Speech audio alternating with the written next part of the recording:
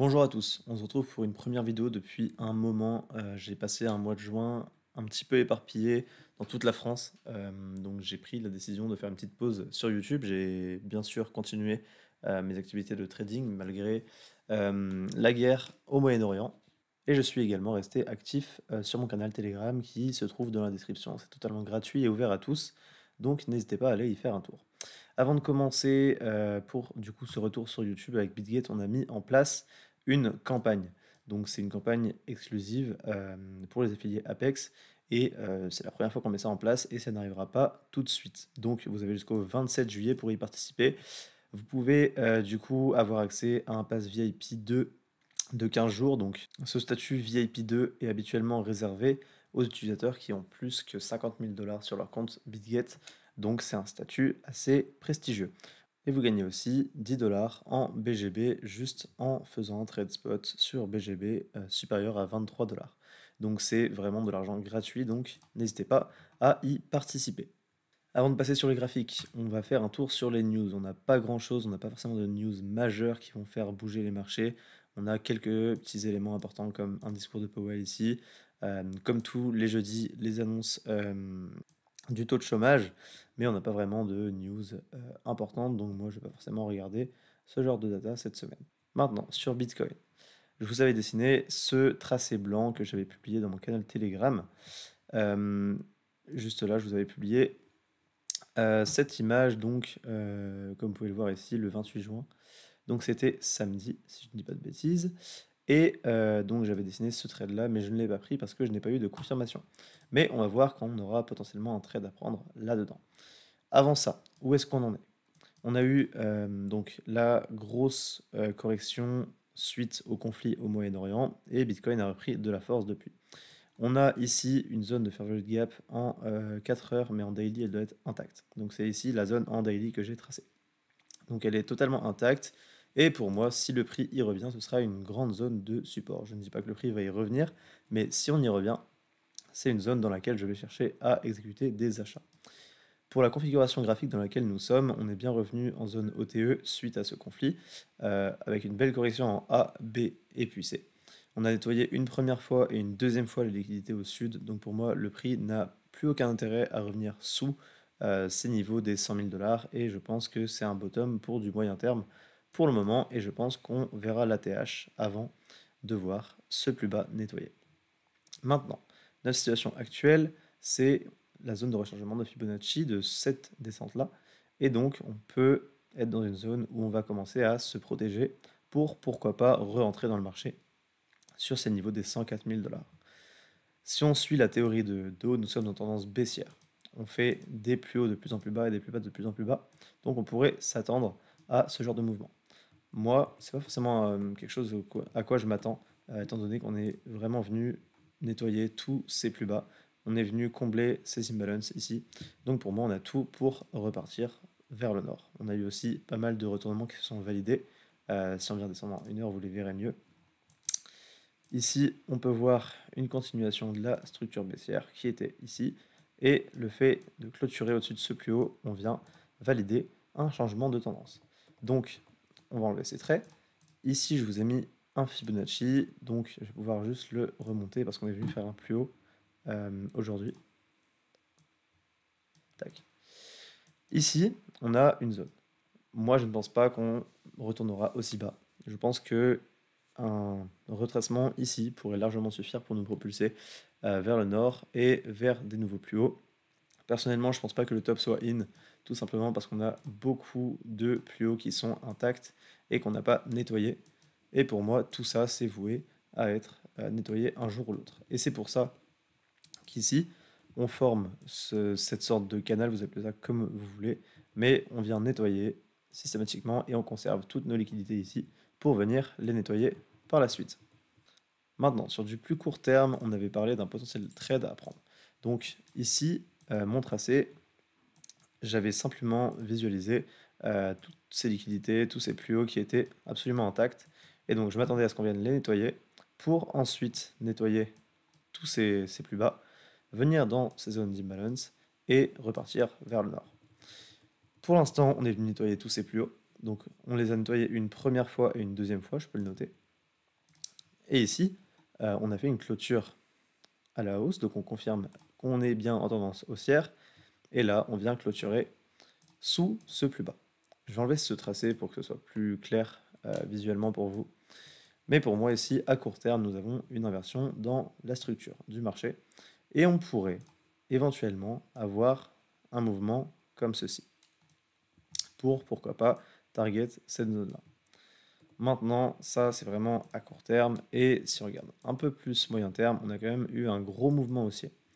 Donc on peut très bien faire un range ici et continuer à la hausse. Bitcoin fait souvent ça lors de rallyes assez puissants. Pour vous retrouver un exemple, on a ici, voilà. Ici, on aurait pu penser à un retracement pour continuer à aller plus haut. Mais on a simplement latéralisé et on a continué à péter à la hausse. Donc pour moi, ça ne veut rien dire. C'est pour ça que shorter sur ces niveaux est assez risqué. Si on vient à descendre, je serai là pour racheter, mais shorter ici, je vais quand même surveiller ce setup bien sûr, mais je vais vraiment avoir besoin de confirmation solide pour le prendre. Donc si on zoome, quelque chose que je pourrais faire personnellement, c'est tracer un Fibonacci ici avec une zone OTE qu'on peut tracer, enfin du moins elle est bien tracée déjà avec le Fibo. Donc je vais me remettre en 1 heure pour identifier les zones de fair value de gap. Même en 4 heures, je pense qu'on en a un. Voilà. Ici, il est très clair. Donc, je vais vous le dessiner pour qu'il ressorte bien sur votre écran.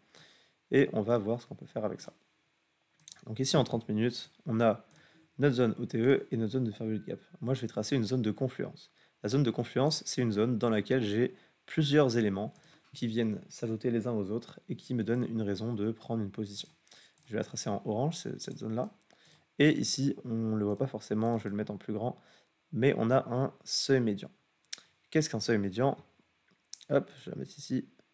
Tac. Le seuil médian, c'est simplement la moitié de cette zone-là. Et si je devais exécuter un short ici, je mettrais mon entrée ici, mon stop un petit peu plus bas que le dernier plus haut pour améliorer mon ratio. Et ici, on pourrait envisager de target ma zone de fair value gap. Pourquoi pas le seuil médian, mais personnellement, je targeterais plutôt ça. Ça nous fait un trade à 5.2 R. C'est plutôt intéressant comme ratio, honnêtement. Mais on a quand même un risque conséquent dû au fait que nous sommes en tendance haussière et qu'on peut totalement continuer à faire ça. Donc, pour moi, il y a un play à jouer. Il y a un risque à prendre.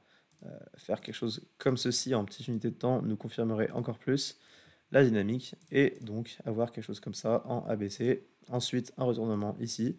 Et donc là, on pourrait potentiellement long par la suite. On verra tout ça dans les prochaines vidéos. Je vais essayer de reprendre un rythme assez conséquent. Dans les vidéos quotidiennes, on va essayer de tourner à 2-3 vidéos par semaine, ce serait bien. Voilà un petit peu mon plan sur Bitcoin pour les prochains jours, pour au moins cette semaine et cette première semaine de juillet, donc ce début de mois. On peut aller voir la Bitcoin dominance qui est assez intéressante. On est potentiellement en train de ralentir, mais à chaque fois qu'on parle de top sur ce graphique, eh ben on a des mauvaises surprises. On a une dominance qui n'a jamais été aussi haute sur ce cycle. Vous voyez que vraiment la tendance est intacte. Et on a des fois des retracements comme ceci, mais pour moi, la tendance est toujours intacte. Et une vraie confirmation d'un début de changement de dynamique serait de perdre ce niveau-là des 62%. Si on vient faire quelque chose comme ça, là, ok, on pourrait éventuellement se concentrer sur les alts. Pourquoi pas chercher des opportunités pour aller chercher plus bas. Donc pour l'instant, on n'y est pas. C'est un graphique que je continue de surveiller, mais il n'y a rien à jouer pour l'instant sur les altcoins. Concernant quand même Ethereum, j'avais tracé ce trade-là, je ne l'ai pas pris parce que j'avais pas de confirmation. Pour vous expliquer l'idée, on avait vraiment un beau setup ici.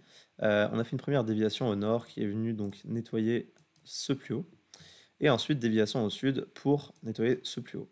On vient dans les imbalances, on a eu ici un retournement avec la continuation pardon, de la structure baissière et le breakout. Donc j'avais vraiment beaucoup de voyants au vert, mais j'aurais aimé avoir un changement de tendance ici pour aller chercher un meilleur ratio, mettre une entrée ici et un stop là pour avoir un gros ratio jusqu'ici. Je n'ai pas eu ce setup, donc je n'ai pas pris ce trade car je vous rappelle que je suis spécialisé sur Bitcoin. Donc quand j'ai une opportunité sur Ethereum, j'essaye de la saisir, mais ce n'était pas le cas pour celui-là. Donc moi je m'attends à une expansion vers le nord. Le jour où on break les 3000 $, je pense que c'est vraiment direction tout droit vers un nouvel ATH sur les 4000 $. Qu'est-ce qui pourrait me permettre d'entrer sur Ethereum? Donc moi je vous ai dit que j'attendais une potentielle confirmation du changement de structure, donc je vais supprimer ça et même celui-ci pour qu'on y voit un peu plus clair. Donc si on zoome ici en 4 heures, on voit la continuation et le breakout.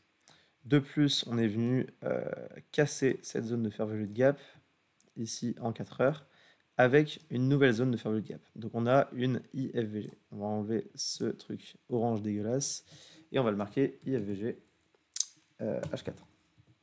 Ça, c'est une zone de support majeure pour le prix.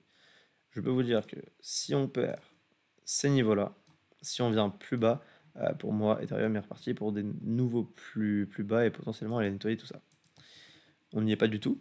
Pour l'instant, c'est pas le scénario que j'envisage. On peut éventuellement tracer une zone de Fibonacci comme ceci.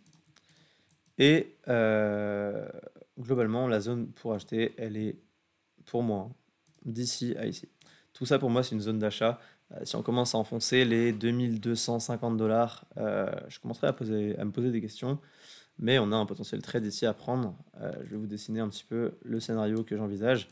Si on a quelque chose comme ceci, je vais vous expliquer pourquoi je le trace comme ça par la suite. Ici, on voit qu'on a un plus bas qui est là. On en a un deuxième ici et on en ferait potentiellement un troisième ici. Ça nous ferait un gros cluster de liquidité qu'on viendrait par la suite nettoyer. On comble les imbalances. Ici, on vient faire un nouveau plus haut par rapport à celui-là. On retourne la tendance et on fait un retracement. Nous, on rentre ici en longue, donc par exemple comme ceci. Voilà.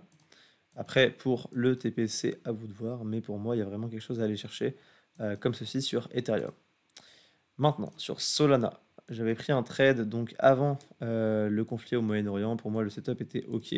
Je ne sais plus si on l'avait vu ensemble, mais je vais vous l'expliquer rapidement. Donc, j'avais tracé un Fibonacci ici, il me semble.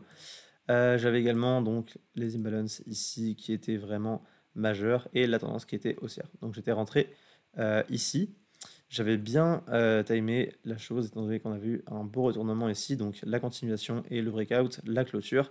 Donc, on pouvait s'attendre à quelque chose comme ça. Sauf qu'ici, on a eu Iran et Israël, ça a explosé au Moyen-Orient, et donc, évidemment, tous les marchés ont chuté, y compris les marchés crypto, et donc Solana, sur lequel j'étais positionné long. Je n'ai pas clôturé ma position. Pour moi, j'avais des attentes plutôt moyen terme sur ce trade-là. Donc, je n'avais pas forcément de souci au fait qu'on descende un peu plus bas dans la zone OTE ici. Maintenant, j'avais quand même mis mon stop ici parce que si on invalidait ce niveau-là, pour moi, ça invalidait ce retournement de structure ici. Et donc, je n'avais pas d'intérêt à rester dans ce trade. Maintenant, ce retournement est toujours valide. On est venu dans la zone OTE. Donc, pour moi, on n'a aucun souci à continuer à partir au nord sur Solana. Donc vous voyez ici que je surpassais dans le positif. Le TP n'est pas du tout définitif, il n'est pas défini. Je l'ai juste mis à titre indicatif. On verra bien comment ça se déroule. Mais par exemple, une première prise de profit qui serait intéressante serait dans la zone de rechargement de short ici. Donc sur le niveau des 220 $ à l'entrée de cette zone-là, pour moi, je pense que je vais sécuriser une partie de mes gains parce que j'ai quand même une grosse position sur ce trade-là. On a aussi potentiellement un retournement, si on regarde par rapport à ici pour prendre de la grosse unité de temps. Au moment où on va break out ce niveau-là des 168 $ sur Solana, je pense qu'on aura vraiment une direction haussière qui va se mettre en place, même si elle est déjà partiellement en place. C'est une confirmation en plus et elle est toujours bonne à prendre. Je vois aussi ici une correction en... hop, excusez-moi, en racine A, B, puis C. Donc ça, c'est les corrections en vague d'Elliott, j'utilise beaucoup également. Pour moi, c'est toujours un biais de renforcement parce que pour moi, ça me permet vraiment de renforcer mes biais, étant donné que si on était descendu d'un seul coup, on aurait pu avoir donc notre point A qui était ici, un potentiel retour comme ça, et un point B ici, qui me ferait perdre mon trade. Alors que le fait ici d'avoir eu cette correction en A, B, puis C, me permet de d'émettre l'hypothèse que cette correction est terminée et donc qu'on est reparti vers le nord sur Solana. Maintenant, pour faire un petit tour sur le S&P, on est venu faire un nouvel ATH. Donc, le marché action est reparti à la hausse sans aucun souci. Et pour moi, c'est une conviction en plus sur le fait que Bitcoin se dirige vers son ATH dans les prochains jours, prochaines semaines. Je pense qu'on aura un mois de juillet assez intéressant. C'était tout pour moi. N'hésitez pas à rejoindre le Telegram dans la description qui est gratuit. Ça me permet de vous communiquer ce que je fais en temps réel. Par exemple, le trade sur Solana, je l'avais partagé dans ce canal-là. N'hésitez pas non plus à profiter de la campagne avec BitGet. Je vous rappelle que ça finit le 27 juillet. Il vous reste 27 jours au moment où je tourne cette vidéo-là pour y participer. Je vous rappelle que vous gagnez un pass de VIP2 de 15 jours et 10 dollars en BGB, donc qui est le token de BitGet. C'était tout pour moi. On se retrouve dans quelques jours pour une prochaine vidéo.